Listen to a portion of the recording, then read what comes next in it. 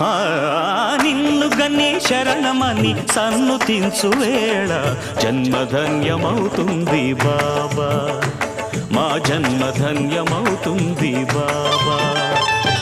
దాతవని తలచుకొని జోతలిడే వేళ దైవం తల ఊపుతుంది కాదా.